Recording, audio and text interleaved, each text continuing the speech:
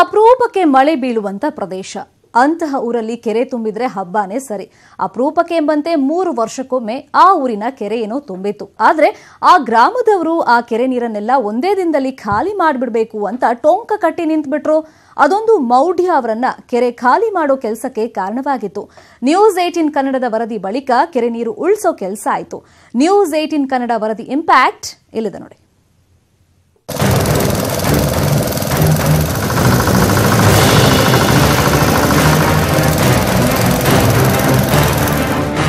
ಅಬ್ಬಾ, ಊರ ಕೆರೆ ತುಂಬೋಗಿದೆ. ಅಪರೂಪಕ್ಕೆ ತುಂಬಿರೋ ಕೆರೆಯಲ್ಲಿ 4-5 ಮೋಟಾರ್ ಹಾಕಿ ರೈತರು ತಮ್ಮ ಬೆಳೆಗೆ ನೀರು ಹೊಡ್ಕೋತಿದ್ದಾರೆ ಅನ್ಕೋಬೇಡಿ. ಕೆರೆಯನ್ನ ಖಾಲಿ ಮಾಡಲೇಬೇಕು ಅಂತ ಗ್ರಾಮಸ್ಥರು ತೆಗೆದುಕೊಂಡಿರೋ ನಿರ್ಧಾರವಿದು. ಅದಕ್ಕೆ ಅಂತಲೇ ಕೆರೆ ತುಂಬೆಲ್ಲ ಮೋಟ್ರು ಹಾಕಿ ನೀರು ಖಾಲಿ ಮಾಡ್ತಿದ್ದಾರೆ. ಅಷ್ಟಕ್ಕೂ ಇಂತಹ ಕೆಲಸಕ್ಕೆ ಕಾರಣವಾಗಿದ್ದು ಅದೊಂದು ಮೌಢ್ಯತೆ.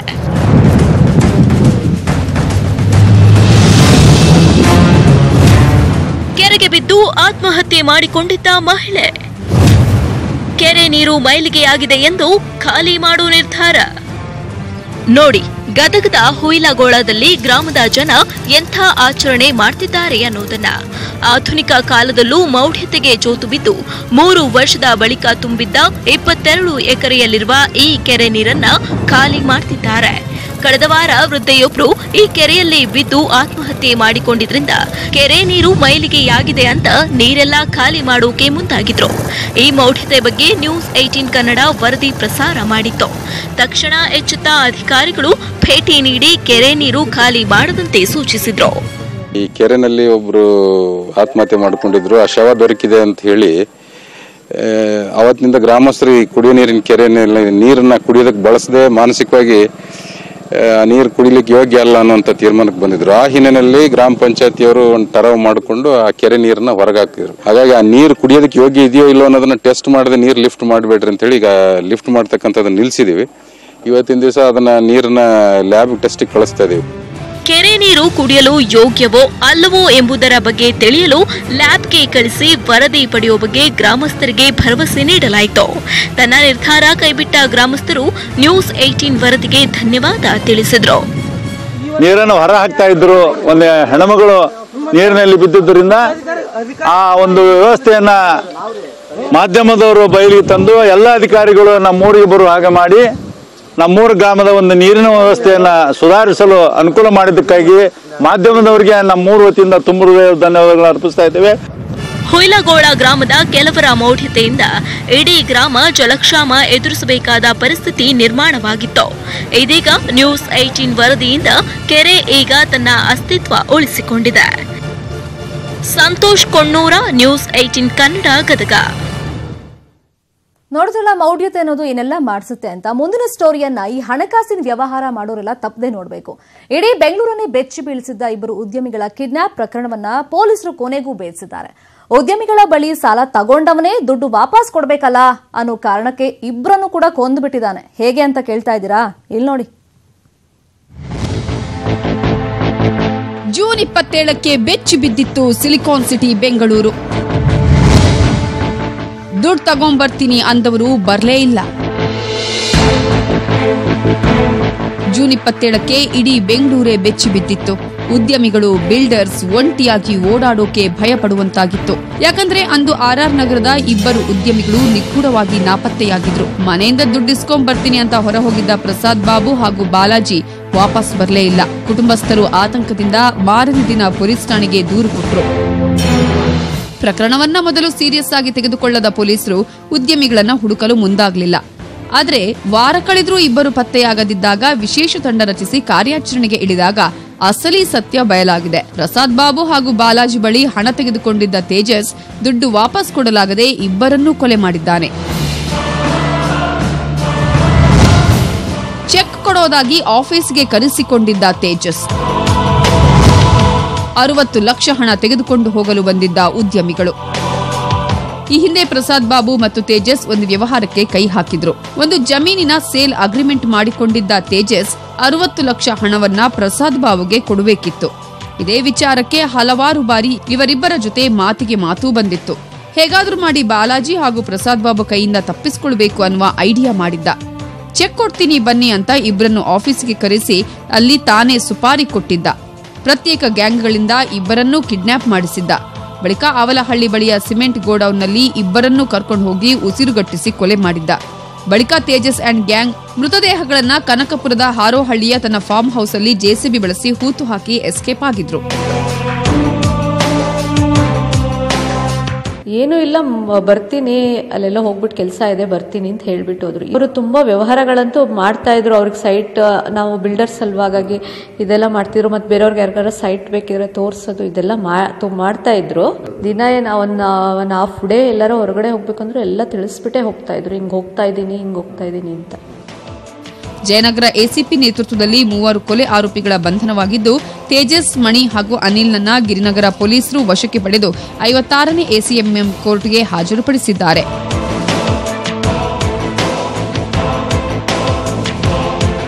ಪೊಲೀಸರ ತನಿಖೆ ಪ್ರಕಾರ ಕೊಲೆಯಲ್ಲಿ ಒಟ್ಟು 7 ಮಂದಿ ಭಾಗಿಯಾಗಿದ್ದು, ಪ್ರಮುಖ 3ರನ್ನ ವಶಕ್ಕೆ ಪಡೆಯಲಾಗಿದೆ. ಇನ್ನುಳಿದ 4ವರಿಗಾಗಿ ಪೊಲೀಸರು ಶೋಧ ಮುಂದುವರೆಸಿದ್ದಾರೆ. Kiran, crime bureau, news 18 Kannada. ಈಗ ಮತ್ತೊಂದು ಭಯಾನಕ ಮರ್ಡರ್ ಸ್ಟೋರಿನ ತೋರಿಸ್ತೀವಿ. ಅದಿನ್ನು 4 ವರ್ಷದ ಕಂದಮ್ಮ. ಅಂಗನವಾಡಿಗೆ ಹೋಗಿದ್ದ ಬಾಲಕ ವಾಪಸ್ ಮನೆಗೆ ಬರಲೇ ಇಲ್ಲ. ಎಲ್ಲಿ ಹುಡುಕಿದ್ರೂ ಸಿಗದ ಆ ಮಗುವಿನ ಮೃತದೇಹ ಕಬ್ಬಿನ ಗದ್ದೆಯೊಳಗೆ ಪತ್ತೆಯಾಗಿತ್ತು. ಆದ್ರೆ ಆ ಬಾಲಕನ ಸಾಯಿಸಿದ್ದ ರೀತಿ ಮಾತ್ರ ಘನಘೋರ. ಹೇಗೆ ಅಂತ ಕೇಳ್ತಾ ಇದ್ದೀರಾ? ನೋಡ್ಕೊಂಬನ್ನಿ. ಈ ಮುದ್ದು ಕಂದಮ್ಮನ ಹೆಸರು ಮುತ್ತಪ್ಪ ಅಮಜಗೋಳ. ವಯಸ್ಸಿನ್ನು ಕೇವಲ 4 ವರ್ಷ. ಬಾಗಲಕೋಟೆ ಜಿಲ್ಲೆ ಬನಹಟ್ಟಿ ತಾಲೂಕಿನ ಬಂಡಿಗಣಿ ಗ್ರಾಮದ ಯಲ್ಲಪ್ಪ ಅವರ ಮಗ. ಪ್ರಪಂಚವನ್ನೇ ಅರಿಯದ ಈ ಮುಗ್ಧ ಕಂದಮ್ಮ ಭಯಾನಕವಾಗಿ ಕೊಲೆಯಾಗಿ ಹೋಗಿದ್ದಾನೆ. ಬ್ಲೇಡ್ನಿಂದ 4 ವರ್ಷದ ಬಾಲಕನ ಕತ್ತು ಕೊಯ್ದು ಕೊಲೆ. ಕೊಲೆಯ ಕಾರಣ ಮಾತ್ರ ಇನ್ನೂ ನಿಗೂಢ. ಮಗುವಿನ ಪಕ್ಕದ ಮನೆಯಾತ ಸಾಬು ನಿನ್ನೆ ಬೆಳಗ್ಗೆ ಮುತ್ತಪ್ಪನನ್ನ ಎತ್ತಿಕೊಂಡು ಓಡಾಡಿದ್ದಂತೆ. ಇನ್ನು ಅಂಗನವಾಡಿಗೆ ಹೋಗಿದ್ದ ಬಾಲಕ ಸಂಜೆಯಾದ್ರೂ ಮನೆಗೆ ಬಂದಿರಲಿಲ್ಲ. ಆತಂಕಗೊಂಡ ಪೋಷಕರು ಹುಡುಕಾಡಿದಾಗ ಕಬ್ಬಿನ ಗದ್ದೆಯೊಳಗೆ ಶವವಾಗಿ ಪತ್ತೆಯಾಗಿದ್ದ.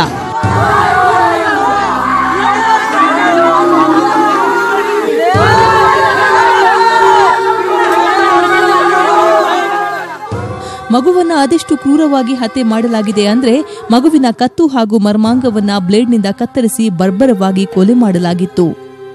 ಸಾಲಿ ಮುಗಿಸೊಂದು ಬರುವಾಗ್ರಿ ಸಾಬು ಬರ್ಕೊಂಡು ಕಟ್ಗೇರಿ ಹೇಳಿ ಅವ್ರಿ ಅವನು ಬಟ್ ಹಿಡ್ಕೊಂಡು ಕರ್ಕೊಂಡ್ರಿ. ನಿನಗಲ್ಲಿ ಕಬ್ಬಾಗ ಕೊಡ್ತಾನೋ ಬಾ ಆಯ್ತಾ ಕರ್ಕೊಂಡು. ಮಗುವಿನ ಕತ್ತು, ಕಿವಿ ಹಾಗೂ ಸೊಂಟದಲ್ಲಿದ್ದ ಚಿನ್ನ, ಬೆಳ್ಳಿಯ ಆಭರಣಗಳು ನಾಪತ್ತೆಯಾಗಿವೆ. ಹೀಗಾಗಿ ಆಭರಣಗಳಿಗಾಗಿ ಕೊಲೆಯಾಗಿದೆಯಾ ಅನ್ನೋ ಮಾತು ಕೇಳಿ ಬರ್ತಿವೆ. ಜೊತೆಗೆ ಮಗುವನ್ನ ಎತ್ತುಕೊಂಡಿದ್ದ ಸಾಬು ಮಾನಸಿಕ ಅಸ್ವಸ್ಥನಾಗಿದ್ದ ಅನ್ನೋ ಮಾತುಗಳು ಕೇಳಿ ಬರ್ತಿವೆ. ಬನಹಟ್ಟಿ ಪೊಲೀಸರು ಘಟನಾ ಸ್ಥಳಕ್ಕೆ ಭೇಟಿ ನೀಡಿ ಪರಿಶೀಲಿಸಿದ್ದಾರೆ. ಮಗನನ್ನ ಕಳೆದುಕೊಂಡ ಪೋಷಕರ ಆಕ್ರಂದನ ಮುಗಿಲು ಮುಟ್ಟಿದೆ.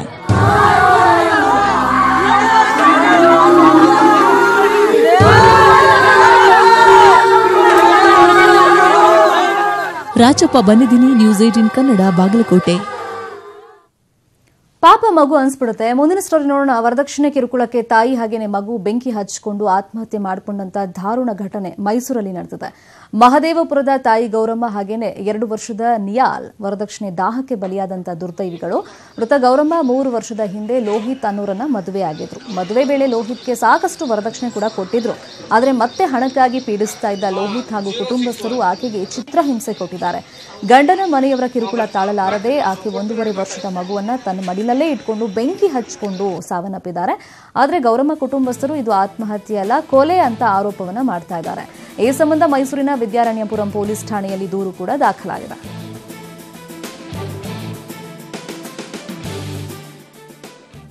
ಮಕ್ಕಳು ಸರ್, ತಾಯಿ ಗಂಡ ಮೈದ ಇವೆಲ್ಲ ಸೀಮಣೆ ಊದಿ ಬೆಂಕಿ ಹಾಕಿ ನೋಡಿ ಸರ್, ನೀವೇ ಎಲ್ಲ ನೋಡಿದ್ರೆ ಗೊತ್ತಾಗುತ್ತಂತೆ. Suit ಹಾಕ್ಬಿಟ್ಟಿದ್ದಾರೆ sir. ಇಂಥ ದುರ್ದೋಷ ಯಾರಿಗೂ ಬರಬಾರ್ದು, ಯಾವ ಹೆಣ್ಮಕ್ಳಿಗೂ ಬರಬಾರ್ದು ಸರ್. ಸಾಯೋ ಅಂತ ನಿರ್ಧಾರ ತಗೊಂಡೇ ಇಲ್ಲ ಅವಳು ಸರ್. ಇವರ ಬಲವಂತದಿಂದ ಸಾಯಿಸಿದ್ದಾರೆ ಸರ್. ಸೀಮಣೆ ಊದಿಸಿ ಬೆಂಕಿ ಹಾಕ್ಬಿಟ್ಟಾರೆ ಸರ್. ಅವ್ರ ಸರಿಯಾದ ಶಿಕ್ಷೆ ಆಗ್ಬೇಕು. ಇವತ್ತು ಹೆಂಗೆ ಅವ್ರು ಸುಟ್ಟಿದ್ದಾರೆ, ನಮ್ಮ ಪಾಪುನ ನಮ್ಮ ಮಗಳು ಎಲ್ಲಾರು ಅದೇ ತರ ಅವ್ರನ್ನ ಸುಟ್ಟು ಹಾಕ್ಬೇಕು ಸರ್. ಮಕ್ಕಳು ಸರ್, ತಾಯಿ ಕಿರ್ಕುಳ ಕೊಡ್ಕೊಂಡು ಇದ್ ಮಾಡ್ಕೊಡಿ, ಇನ್ನು ಬರ್ಸ್ಕೊಬಾ ಅಂತ ಇದ್ ಮಾಡ್ತಿದ್ರು, ಟಾರ್ಚರ್ ಕೊಟ್ಟರು. ಈ ಫೋನ್ ಮಾಡ್ತಿದ್ರು, ಫೋನ್ ಕಿತ್ಕೊಂಡ್ರು ದಿನದಿಂದವ. ನಾವು ಬರೋಕ್ ಮಾಡಿದ್ದು ವರದಕ್ಷಿಣೆ ಇದು ಮಾಡಿಸ್ಕೊಬರ್ಲಿ ಅಂತ ತೋಟ ಇತ್ತು ಅರ್ಧ ಎಕರೆ ಹೆಸರಲ್ಲಿ ಅರ್ಧ ಎಕರೆ ತೋಟ ಇತ್ತು ಅದ ಮಾಡಿಸ್ಕೊಬಾ ಅಂತ ಇದು ತ್ರಿಕೋನ ಪ್ರೇಮ ಕಥೆನೂ ಅಲ್ಲ ಅಥವಾ ಗಂಡ ಹೆಂಡತಿ ಜಗಳನೂ ಅಲ್ಲ. ಒಂಥರ ವಿಚಿತ್ರ ಕತೆ. ಒಬ್ಬ ಮಹಿಳೆಗಾಗಿ ಇಬ್ರು ಪುರುಷರ ಕಿತ್ತಾಟ. ನಂಗೂ ಬೇಕವಳು ಅಂತ ಒಂದೇ ಹಠ. ಆದ್ರೆ ಅವಳು ಮತ್ತೊಬ್ಬರ ಹೆಂಡತಿ. ಅರೆ ಇದೇನು ಸಿಕ್ಕಾಪಟ್ಟೆ ಕನ್ಫ್ಯೂಷನ್ ಅಂತ ಕೇಳ್ತಾ ಇದ್ದೀರಾ? ಇಲ್ಲಿ ನೋಡಿ, ಎಲ್ಲ ಕ್ಲಿಯರ್ ಆಗುತ್ತೆ.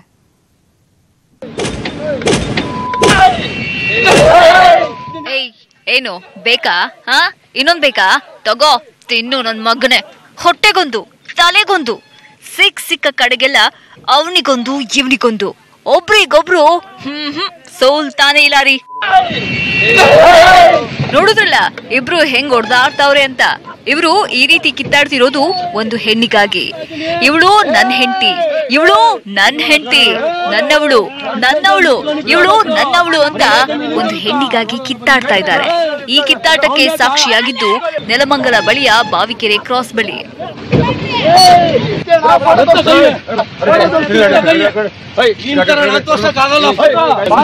ಮುಗಿಸಕ್ಕೆ ಬಂದಿದ್ದೀನಿ ಬಾ, ನಾನು ಹೇಳ್ತಾ ಇದ್ದೀನಿ.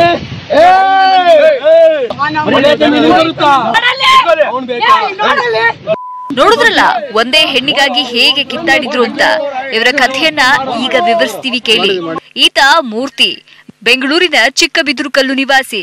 ಈತನ ಮನೆಯಲ್ಲಿ ಈ ಮಹಿಳೆ ಬಾಡಿಗೆಗೆ ಇದ್ದಾಳಂತೆ. ಇವಳಿಗೆ ಬೇರೆಯವರ ಜೊತೆ ಮದುವೆಯಾಗಿ ಡಿವೋರ್ಸ್ ಆಗಿದೆಯಂತೆ. ಈತ ಸಿದ್ದರಾಜು, ಇವನು ಕೂಡ ಚಿಕ್ಕಬಿದರಕಲ್ಲಿನಲ್ಲೇ ವಾಸವಾಗಿದ್ದಾನೆ. ಇವನಿಗೆ ಈಗಾಗ್ಲೇ ಮದುವೆ ಆಗಿದೆ. ಆದ್ರೆ ಈ ವಿಚ್ಛೇದಿತ ಮಹಿಳೆ ಇವರಿಬ್ಬರ ಜೊತೆನೂ ಸ್ನೇಹದಿಂದ ಇದ್ಲಂತೆ. ಈ ಸಲುಗೆಯನ್ನೇ ಪ್ರೀತಿ ಪ್ರೇಮ ಎಂದು ನಂಬಿ ಇಬ್ರು ಈಕೆಯನ್ನ ಮದುವೆಯಾಗಬೇಕು ಅಂತ ನಿರ್ಧರಿಸಿದ್ದಾರೆ. ಇದರಿಂದ ಇಬ್ರು ಹೈವೇ ಪಕ್ಕದಲ್ಲೇ ಇವಳು ನನ್ ಹೆಂಡತಿ ಅಂತ ರಕ್ತ ಬರೋವರೆಗೂ ಬಡ್ದಾಡ್ಕೊಂಡ್ರು. ಒಂದೇ ಹೆಣ್ಣಿಗಾಗಿ ಇಬ್ರು ಹಿಂಗ್ ಬಡ್ದಾಡ್ಕೊಂಡು ಬಾಡಿಲಿದ್ದ ಶಕ್ತಿಯೆಲ್ಲ ಎಳ್ದೋದ್ಮೇಲೆ ತಣ್ಣಗಾದ್ರು. ಅವರ ಈ ಕಿತ್ತಾಟ ನೋಡ್ತಿದ್ದ ಜನ ಕೊನೆಗೆ ಪೊಲೀಸ್ ಠಾಣೆಗೆ ಕರ್ಕೊಂಡು ಹೋದ್ರು. Abhishek D R, news 18 Kannada, Nelamangala. ಕೇಂದ್ರ ಹಾಗೂ ರಾಜ್ಯ ಸರ್ಕಾರಗಳು ಮಾರಕ ರೋಗಗಳನ್ನು ತಡೆಗಟ್ಟುವ ನಿಟ್ಟಿನಲ್ಲಿ 10 ಯೋಜನೆಗಳನ್ನು ಜಾರಿಗೆ ತಂದಿವೆ. ಅಲ್ಲದೆ ಅದಕ್ಕೋಸ್ಕರ ಕೋಟ್ಯಾಂತರ ರೂಪಾಯಿ ಅನುದಾನವನ್ನು ನೀಡ್ತಾ ಇವೆ. ಆದರೆ ಆ ಜಿಲ್ಲೆಯೊಂದರಲ್ಲಿ ಗಂಟಲು ಮಾರಿ ಎಂಬ ಮಹಾರೋಗ ಉಲ್ಬಣಗೊಂಡಿದೆ. ಈಗಾಗಲೇ ಈ ರೋಗಕ್ಕೆ 4 ಬಲಿಯಾಗಿದ್ದಾರೆ. ಎಲ್ಲಿ ಏನು ಎತ್ತ ನೋಡಿ.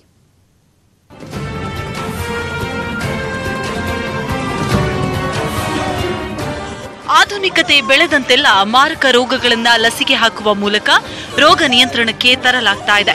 ಆದ್ರೆ ರಾಯಚೂರು ಜಿಲ್ಲೆಯಲ್ಲಿ ಮತ್ತೆ ಗಂಟಲು ಮಾರಿ ಮಹಾರೋಗ ಉಲ್ಬಣಗೊಂಡಿದೆ.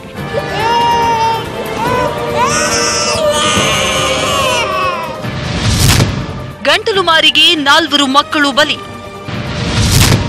ಮಹಾಮಾರಿ ರೋಗಕ್ಕೆ ಬೆಚ್ಚಿಬಿದ್ದ ರಾಯಚೂರಿನ ಜನತೆ. ನೀವು ನೋಡ್ತಾ ಇರೋದು ರಾಯಚೂರಿನ ರಿಮ್ಸ್. ಈ ಆಸ್ಪತ್ರೆಯಲ್ಲಿ ಗಂಟಲು ಮಾರಿ ರೋಗದಿಂದ ಬಳಲ್ತಾ ಇರೋ ಹಲವಾರು ಮಕ್ಕಳು ಚಿಕಿತ್ಸೆ ಪಡಿತಾ ಇದ್ದಾರೆ. ಇವರಲ್ಲಿ ಈಗಾಗಲೇ ಚಿಕಿತ್ಸೆ ಫಲಿಸದೆ ರಾಯಚೂರಿನ 2, ಆಂಧ್ರದ 2 ಮಕ್ಕಳು ಮೃತಪಟ್ಟಿದ್ದಾರೆ.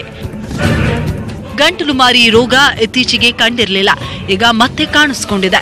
ರಾಯಚೂರಿನ ದೇವದುರ್ಗ ತಾಲೂಕಿನ ಇರಾಬಗೇರ ಹಾಗೂ ಹಿರೇಬೋದೂರು ಗ್ರಾಮ ಪಂಚಾಯತ್ ಸೇರಿದಂತೆ ಹಲವು ಕಡೆ ಗಂಟಲು ಮಾರಿ ರೋಗ ಕಾಣಿಸಿಕೊಂಡಿದೆ. ಫಸ್ಟಿಗೆ ಜ್ವರ ಬಂದಿತ್ತು. ಜ್ವರ ಚಳಿ ಬಂದ್ಗೇಸಿ ಸ್ವಲ್ಪ ಬಾವು ಬಂದಗಳೇ ನಾವು ಡಾಕ್ಟ್ರನ್ನ ಕರ್ಕೊಂಬಂದು ತೋರಿಸಿದ್ದೀವಿ ರೀ. ಅಲ್ಲೇ ಊರಲ್ಲೇ ಮಾಡಿಸಿವಿ 2 ಸೂಜಿ. ಆಮೇಲೆ ಮತ್ತೆ ಕಡಿಮೆ ಆಯ್ತು, ಸ್ವಲ್ಪ ಬಾವು ಇಳಿದಿತ್ತು. ಬೆಳಿಗ್ಗೆ ಪಟ್ಟಿಗೆ ಮತ್ತೆ ಜ್ವರ ಚಳಿ ಜಗ್ಗೆ ಬಂದುಬಿಡ್ತು. ಅದಕ್ಕೆ ಇಮಿಡಿಯೇಟ್ ಆಗಿ ನಾವು ಮಕ್ಕಳ ದವಾಖಾನೆಗೆ ಕರ್ಕೊಂಡು ಹೋದ್ವಿ. ಅಲ್ಲಿ ಅವರು ಇವಾಗೇ ಹೋಗಿಬಿಡ್ರು ಹಾಸ್ಪಿಟ್ಲಕ್ಕೆ, ನಿಮ್ಮ ಮಗು ಇಲ್ಲಾಂದ್ರೆ ತೊಂದರೆ ಆದ ಅಂತ ಹೇಳಿಬಿಟ್ರು. ಅದಕ್ಕೆ ಅವಾಗೆ ತಗೊಂಬಂದು ಇಲ್ಲಿ ಅಡ್ಮಿಟ್ ಮಾಡಿದ್ವಿ. ಇನ್ನು ಗಂಟಲು ಮಾರಿ ರೋಗವನ್ನ ತಡೆಗಟ್ಟಲು ಸೂಕ್ತ ಮುಂಜಾಗ್ರತಾ ಕ್ರಮ ಕೈಗೊಳ್ಳಬೇಕು ಅಂತ ವೈದ್ಯರು ಹೇಳ್ತಾರೆ. ಯಾವುದೇ ಲಸಿಕೆ ಪಡೆಯಲಾರದಂತಹ ಮಕ್ಕಳು ಈ ಆಗಸ್ಟ್ 13ರಿಂದ ಇಂದ್ರಧನುಷ್ ಲಸಿಕಾ ಅಭಿಯಾನ ಸ್ಟಾರ್ಟ್ ಆಗುತ್ತೆ. ಆ ಕಾರ್ಯಕ್ರಮದಲ್ಲಿ ಯಾರ ಮಕ್ಕಳು ಅನ್ಇಮ್ಯುನೈಸ್ಡ್ ಚಿಲ್ಡ್ರನ್ ಇದ್ದರೆ ಇದರ ಸದುಪಯೋಗ ಪಡಿಸ್ಕೊಂಡು ಈ ಕಾರ್ಯಕ್ರಮದಲ್ಲಿ DPT ಲಸಿಕೆ ಪಡಿಬೇಕಂತೇಳಿ. ಗಂಟಲು ಮಾರಿ ರೋಗಕ್ಕೆ ರಾಯಚೂರು ಜಿಲ್ಲೆಯ ಜನತೆ ತತ್ತರಿಸಿ ಹೋಗಿದ್ದಾರೆ. ಈ ರೋಗ ತಡೆಗಟ್ಟಲು ಆರೋಗ್ಯ ಇಲಾಖೆ ಸೂಕ್ತ ಕ್ರಮ ಕೈಗೊಳ್ಳಬೇಕು ಅನ್ನೋದು ಸ್ಥಳೀಯರ ಒತ್ತಾಯ. ಶರಣಪ್ಪ ಬಾಚಲಾಪುರ, ನ್ಯೂಸ್ 18 ಕನ್ನಡ, ರಾಯಚೂರು. ಆ ಮನೆಯಲ್ಲಿ ಕಿತ್ತು ತಿನ್ನೋ ಬಡತನ, ಹೊತ್ತೊತ್ತಿಗೆ ಊಟ ವ್ಯವಸ್ಥೆ ಇಲ್ದಿದ್ರೂ ಆತ ಹಮಾಲಿ ಕೆಲಸ ಮಾಡೋದು ತಪ್ಪಿಲ್ಲ. ಇಂತಹ ಬಡತನದಲ್ಲೇ ಯುವಕನೊಬ್ಬ ದೇಶವೇ ಹೆಮ್ಮೆ ಪಡುವಂತ ಸಾಧನೆ ಮಾಡಿದ್ದಾನೆ. ಆದರೆ ಮುಂದಿನ ಸಾಧನೆಗಾಗಿ ಪಾಲ್ಗೊಳ್ಳಲು ಈತ ದುಡ್ಡಿಲ್ಲದೆ ಪರದಾಡ್ತಾ ಇದ್ದಾನೆ. ಯಾರಾತ ಅಂತ ಕೇಳ್ತಾ ಇದ್ದೀರಾ? ಇಲ್ಲಿ ನೋಡಿ.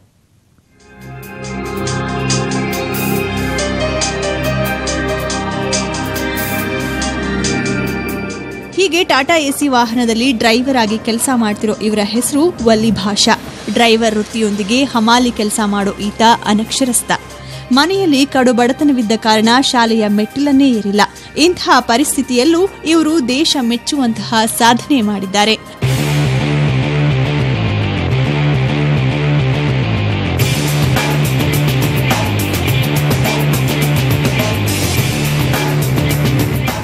ಬರೋಬ್ಬರಿ 135 ಕೆಜಿ ತೂಕ ಎತ್ತಿ ಪವರ್ ಲಿಫ್ಟ್ ವಿಭಾಗದಲ್ಲಿ ಇವರು ದೇಶದ ಪ್ರತಿನಿಧಿಯಾಗಿ ಆಯ್ಕೆಯಾಗಿದ್ದಾರೆ. ದುಬೈನಲ್ಲಿ ನಡೆಯೋ ಏಷ್ಯನ್ ಬೆಂಚ್ ಪ್ರೆಸ್ ಚಾಂಪಿಯನ್ಶಿಪ್ಗೆ ಆಯ್ಕೆಯಾಗಿದ್ದಾರೆ. ಇದಕ್ಕೆ ನಾನು ಫಸ್ಟ್ ಕಾಂಪಿಟೇಷನ್ ಬಂದ್ಬಿಟ್ಟು ಸ್ಟೇಟ್ ಲೆವೆಲ್ ಬೆಂಗಳೂರಲ್ಲಿ ನಡೀತು. ಅಲ್ಲಿ ಪಾರ್ಟಿಸಿಪೇಟ್ ಮಾಡಿ ಅಲ್ಲಿ ಕೂಡ ಚಾಂಪಿಯನ್ ಆಗಿದ್ದೀನಿ. ಅಲ್ಲಿದ್ದ ನ್ಯಾಷನಲ್ ಬಂದ್ಬಿಟ್ಟು ಜಾರ್ಖಂಡ್ ರಾಂಚಿಯಲ್ಲಿ ನಡೀತು. ಅಲ್ಲಿ ಕೂಡ ನಾನು ಚಿನ್ನದ ಪದಕ ತೊಗೊಂಡಿದ್ದೀನಿ. ಅಲ್ಲಿದ್ದ ನಾನು ಇಂಟರ್ನ್ಯಾಷನಲ್ ಸೆಲೆಕ್ಷನ್ ಆದೆ. ಅದೇ ಈಗ ಏಷ್ಯನ್ ಬೆಂಚ್ ಪ್ರೆಸ್ ಚಾಂಪಿಯನ್ಶಿಪ್ಗೆ ಅಲ್ಲಿ ಕೂಡ ಹೋಗ್ತಾ ಇದ್ದೀನಿ. ಅಲ್ಲಿ ಕೂಡ ನಾನು ಚಿನ್ನದ ಪದಕ ಗೆಲ್ಲಬೇಕಂತ ಆಸೆ ಇದೆ. ಎಲ್ಲರ ಆಶೀರ್ವಾದ ಬೇಕು. ನಾನು ಹಿಡಿದಿದ್ದ ಪಾರ್ಟಿಸಿಪೇಟ್ ಮಾಡ್ತಾ ಇದ್ದೀನಿ. ಚಿಕ್ಕಂದಿನಿಂದಲೂ ಕ್ರೀಡೆಯ ಬಗ್ಗೆ ಆಸಕ್ತಿ ಹೊಂದಿದ್ದ ವಲಿ ಭಾಷಾ ಅವರಿಗೆ ಅವರು ಮಾಡುವ ಹಮಾಲಿ ಕೆಲಸವೇ ಇದುವರೆಗೂ ಕೈ ಹಿಡಿದಿದೆ.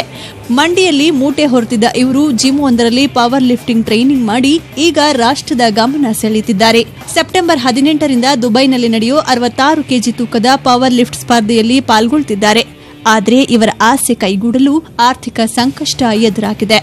ಆರ್ಥಿಕ ಪರಿಸ್ಥಿತಿನಿಂದ ಸ್ವಲ್ಪ ಹಿಂದೇಟ ಆಗ್ತಾ ಇದ್ದಾರೆ. ನಾವು ಇಷ್ಟುವರೆಗೆ ಮಾಡಿದ್ದೀವಿ. ನೀವು ಮತ್ತು ಆದಷ್ಟು ಸ್ವಲ್ಪ ಸಹಾಯ ಮಾಡಿದ್ರೆ ಈ ಬಡ ಕ್ರೀಡಾಪಟು ದುಬೈನಲ್ಲಿ ಒಂದು ಗೋಲ್ಡ್ ಮೆಡಲ್ ಮಾಡಿ ನಮ್ಮ ದೇಶಕ್ಕೆ, ನಮ್ಮ ರಾಜ್ಯಕ್ಕೆ, ನಮ್ಮ ಬಳ್ಳಾರಿ ಜಿಲ್ಲೆಗೆ ಕೀರ್ತಿ ತರ್ತಾನಂತ ಸಂಪೂರ್ಣ ವಿಶ್ವಾಸವಿದೆ. ವಲಿ ಭಾಷಾ ಅವರ ಕ್ರೀಡಾ ಕನಸಿಗೆ ಇದುವರೆಗೂ ಹೊಸಕೋಟೆಯ ಗುಡ್ ಲಕ್ ಜಿಮ್ ಪ್ರೋತ್ಸಾಹ ಕೊಟ್ಟಿತ್ತು. ಆದರೆ ಈಗ ಹೆಚ್ಚಿನ ಸಹಾಯ ಬೇಕಾಗಿರೋದ್ರಿಂದ ಕ್ರೀಡಾಭಿಮಾನಿಗಳ ಸಹಾಯದ ನಿರೀಕ್ಷೆಯಲ್ಲಿದ್ದಾರೆ. ಶರಣು ಹಂಪಿ, ನ್ಯೂಸ್ 18 ಕನ್ನಡ, ಬಳ್ಳಾರಿ. ನಿಮಗೂ ಏನಾದರೂ ಸಹಾಯ ಮಾಡೋ ಮನಸ್ಸಿದೆ ದಯವಿಟ್ಟು ಅವರಿಗೆ ಸಹಾಯ ಮಾಡಿ. ಮುಂದಿನ ಸ್ಟೋರಿ ನೋಡೋಣ. ಮೈಸೂರು ಅರಮನೆಯ ದರ್ಬಾರ್ ಹಾಲ್ನಲ್ಲಿ ಫೋಟೋ ಕ್ಲಿಕ್ಕಿಸಿಕೊಂಡಿರುವಂತಹ ನಟಿ ನಿಧಿ ಸುಬ್ಬಯ್ಯ ಸಾಮಾಜಿಕ ಜಾಲತಾಣದಲ್ಲಿ ಟೀಕೆಗೆ ಗುರಿಯಾಗಿದ್ದಾರೆ. ಅರಮನೆಯ ದರ್ಬಾರ್ ಹಾಲ್ ನಿಷೇಧಿತ ಪ್ರದೇಶವಾಗಿದ್ದು ಇಂತಹ ಸ್ಥಳದಲ್ಲಿ ಕುಳಿತು ಫೋಟೋಗೆ ಪೋಸ್ ಕೊಟ್ಟಿರುವುದು ಚರ್ಚೆಗೆ ಗ್ರಾಸವಾಗಿದೆ. ಆದರೆ ಈ ಬಗ್ಗೆ ಪ್ರತಿಕ್ರಿಯೆ ನೀಡಿರೋ ಅರಮನೆ ಮಂಡಳಿ ಉಪನಿರ್ದೇಶಕ ಟಿಎಸ್ ಸುಬ್ರಹ್ಮಣ್ಯ, ಅರಮನೆಯ ದರ್ಬಾರ್ ಹಾಲ್ನಲ್ಲಿ ಇದೀಗ ಮುಕ್ತವಾಗಿ ಫೋಟೋ ತಗೊಳ್ಳೋಕೆ ಅವಕಾಶ ಇದೆ ಅಂತ ಗೊಂದಲಕ್ಕೆ ತೆರೆಯನ್ನ ಎಳೆದಿದ್ದಾರೆ. ಈ ಹಿಂದೆ ಕೂಡ ನಾವು ನೆನಪಲ್ಲಿ ಇಟ್ಕೊಂಡಿದ್ದೀವಿ. ಯಾಕಂದರೆ ಒಂದು ಜೋಡಿ ಅಲ್ಲಿ ಹೋಗ್ಬಿಟ್ಟು ಒಂದು ಫೋಟೋ ಶೂಟ್ ಮಾಡಿ ಸಾಕಷ್ಟು ಚರ್ಚೆಗೆ ಗ್ರಾಸವಾಗಿತ್ತು. ಅದಾದಮೇಲೆ ಇವಾಗ ನಿಧಿ ಸುಬ್ಬಯ್ಯ ಅವರು ಅರಮನೆ ಹಾಲ್ನಲ್ಲಿ ಒಂದು ಫೋಟೋವನ್ನು ತೆಗೆದು ಅದನ್ನು ಸಾಮಾಜಿಕ ಜಾಲತಾಣದಲ್ಲಿ ಪೋಸ್ಟ್ ಮಾಡಿದ್ರು. ಅದು ಸಾಕಷ್ಟು ಚರ್ಚೆಗೆ ಗ್ರಾಸವಾಗ್ತಾ ಇದ್ದಂತೆ ಅದನ್ನು ಡಿಲೀಟ್ ಮಾಡಿಬಿಟ್ರು. ಬಟ್ ಅರಮನೆಯಿಂದ ಈಗ ಸ್ಪಷ್ಟನೆ ಸಿಕ್ಕಿರೋದು ಈ ರೀತಿ ಫೋಟೋವನ್ನು ತೆಗಿಬಹುದು ಅಂತ. ಅವರು ಏನು ಕ್ಯಾಮ್ರಾ ತೆಗೆದುಕೊಂಡು ಬರ್ತಾರೆ ಅಥವಾ ಮೊಬೈಲ್ ತೆಗೆದುಕೊಂಡು ಬರ್ತಾರೆ, ಅವರು ಫೋಟೋ ತೆಗೆದುಕೋಬಹುದು. ಏನು ಯಾವುದೇ ಚಾರ್ಜ್ ಕಟ್ಟೋಂಗಿಲ್ಲ. ಇದು ಪ್ರವಾಸಿಗರಿಗೆ ವಿಶೇಷವಾಗಿ ಒಂದು ಅನುಕೂಲವನ್ನು ಮಾಡಿಕೊಡೋ ರೀತಿ ಬೋರ್ಡ್ ಒಂದು ತೀರ್ಮಾನವನ್ನು ತೆಗೆದುಕೊಂಡಿದೆ. ಈಗಾಗಲೇ ನಾವು ಇದಕ್ಕೆ ಪತ್ರಿಕಾ ಹೇಳಿಕೆಯನ್ನು ಕೊಟ್ಟಿದ್ದೀವಿ. ಆದರೂ ಕೂಡ ಕೆಲವು ಚಾನೆಲಲ್ಲಿ ಈ ಥರ ಮತ್ತೆ ಈ ಫೋಟೋ ಶೂಟ್ದು ಬರ್ತಾ ಇದೆ ಸುದ್ದಿ, ಅಥವಾ ಕೆಲವು ಸುದ್ದಿ ವೈಭವೀಕರಿಸ್ತಾ ಇದ್ದಾರೆ. ಇದರ ಕಾರಣ ನಮಗೆ ನಿಜವಾಗ್ಲೂ ಗೊತ್ತಿಲ್ಲ. ಸದಾ ಒಂದೇಲೊಂದು ವಿದ್ಯಮಾನಗಳಿಂದ ಸುದ್ದಿಯಲ್ಲಿರುವಂತಹ ಬಸವನಾಡು ವಿಜಯಪುರ ಈಗ ವಿಶಿಷ್ಟ ಕಾರ್ಯಕ್ರಮಕ್ಕೆ ಸಾಕ್ಷಿಯಾಗಿದೆ. ಜಿಲ್ಲೆಯ ಯಕುಂಡಿ ಗ್ರಾಮದಲ್ಲಿ ತಂಬಾಕಿ ಕುಟುಂಬದ ಹಿರಿಯ ಮಹಿಳೆ ಸಾಯವ ಸಿದ್ದಪ್ಪ ಅವರ 109ನೇ ಜನ್ಮದಿನವನ್ನು ಅದ್ದೂರಿಯಾಗಿ ಆಚರಿಸಲಾಗಿದೆ. ಈ ಅಜ್ಜಿಯ ಮಕ್ಕಳು, ಸೊಸೆಯಂದ್ರು, ಮೊಮ್ಮಕ್ಕಳು, ಮರಿಮೊಮ್ಮಕ್ಕಳು ಸೇರಿ ಒಂದೇ ಕುಟುಂಬದ 91 ಜನ ಒಂದು ಕಡೆ ಸೇರಿ ಈ ಹಿರಿಯ ಜೀವದ ಜನ್ಮದಿನವನ್ನ ಸಂಭ್ರಮದಿಂದ ಆಚರಿಸಿದ್ದಾರೆ. ಅಜ್ಜಿಗೆ ಇಳ್ಕಲ್ ಸೀರೆ ತೊಡಿಸಿ, ಹಾರ ಹಾಕಿ, ಆರತಿ ಬೆಳಗಿ, ಸಿಹಿ ತಿನ್ನಿಸಿ ಮನೆಯವರೆಲ್ಲ ಸಂಭ್ರಮ ಪಟ್ಟಿದ್ದಾರೆ. ಕೇವಲ ಕುಟುಂಬ ಸದಸ್ಯರಷ್ಟೇ ಅಲ್ಲ, ಇಡೀ ಗ್ರಾಮಸ್ಥರು ಶತಾಯುಷಿ ಅಜ್ಜಿಗೆ ಹ್ಯಾಪಿ ಬರ್ಡೇ ಹೇಳಿದ್ದಾರೆ.